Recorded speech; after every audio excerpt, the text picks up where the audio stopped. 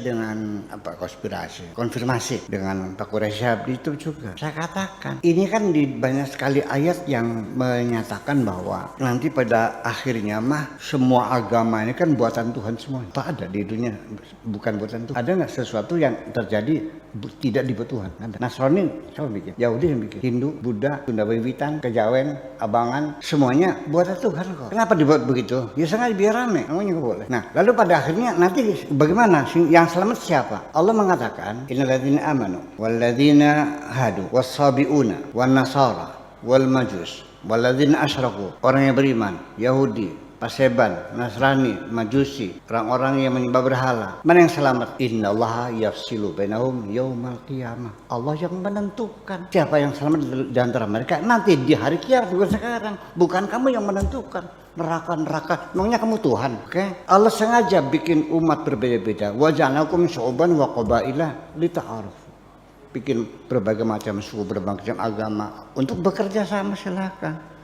Inna akramakum indallahi atqakum. Yang paling mulia adalah yang paling bertakwa. Di sini di dalam kitab ilmu tafsir mengatakan bahwa syu'uban wa qabaila itu orang-orang yang beriman, orang-orang Islam. Jadi kabilah-kabilah Islam, bangsa-bangsa Islam. Kenapa? Karena atqakum itu yang paling baik adalah orang yang bertakwa. Yang bertakwa itu orang Islam. Kalau orang Islam, kalau non Muslim nggak ada yang bertakwa. Jadi yang tadinya sebagai ayat universal menjadi ayat lokal untuk membuat kerjasama antara sesama umat Islam. Bayangkan. Tafsirnya begitu. Jadi kita nggak bisa menyalahkan total mereka. Yang dalilnya ada, tafsirnya ada. Saya konfirmasi. Aku bilang ya ente lebih paham katanya. Gitu jawabnya, ente lebih paham semacam itu. Jadi kenapa? Ya gara-garanya karena takwa didefinisikan al-imtithal an awamirihi, melaksanakan segala perintah Tuhan, wal ijtinab an nawahi, dan meninggalkan segala larang Tuhan. Siapa yang melaksanakan perintah Allah? Orang Islam. Jadi tidak ada kerjasama antar bangsa, antar agama, itu nggak ada kerjasama antar umat Islam, kan begitu jadinya. Nah inilah makanya harus diwaspadai. Tetapi nyatanya di Indonesia orang masih beranggapan kalau saya menyalahkan mufasir, namanya murtad. Saya tidak menyalahkan Qurannya, menyalahkan mufasirnya. Mufasir maksum nggak? Imam Madzhab maksum nggak? Kita ahli sunnah wal jamaah mengatakan kita berbeda. Kalau di Syiah imam dimaksumkan, kalau di ahli sunnah tidak. Tapi prakteknya dimaksumkan juga kok. Betul nggak? Masa Imam Syafi'i salah? Masa Ibnu Katsir salah? Kan begitu persoalannya. Jadi itulah persoalannya.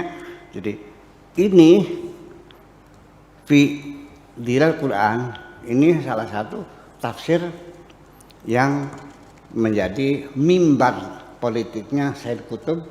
Kita baca, tapi baca kita bacaan kritis.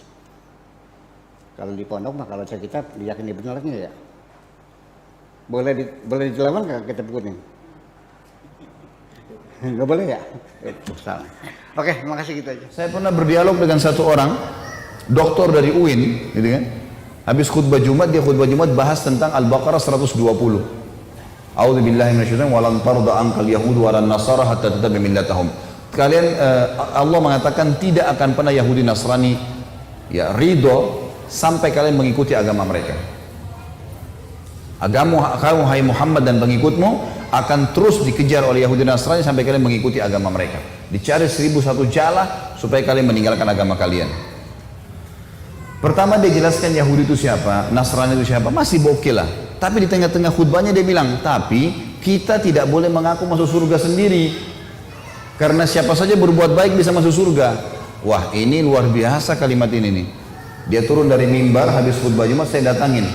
Assalamualaikum warahmatullahi wabarakatuh, saya salaman. Saya bilang, akhi, saudaraku, tadi anda ini membahasakan di atas mimbar, gitu kan? Kalau semua agama itu sama. Semua orang bisa masuk surga, agama apa saja. Maka dia pertama, orang-orang jin ini yang paling pertama dijual sama dia adalah titel, gitu kan.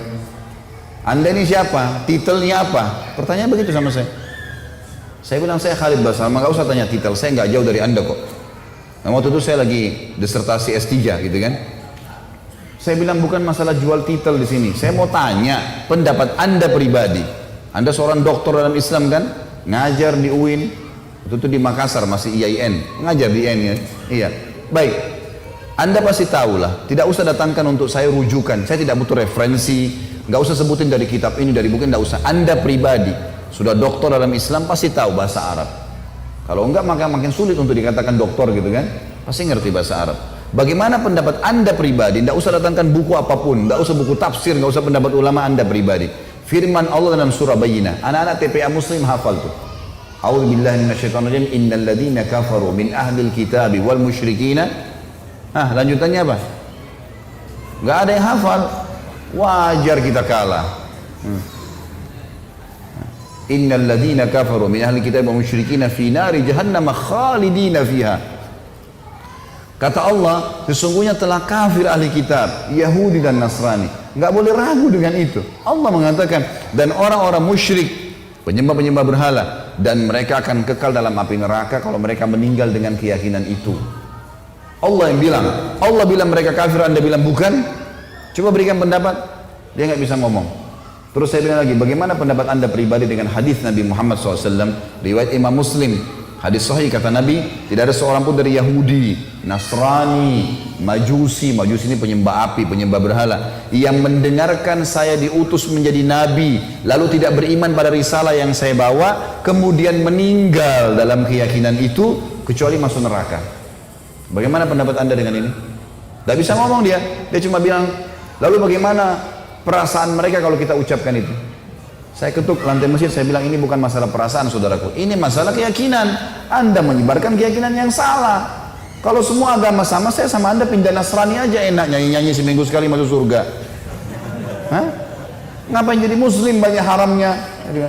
Enak nyanyi seminggu sekali.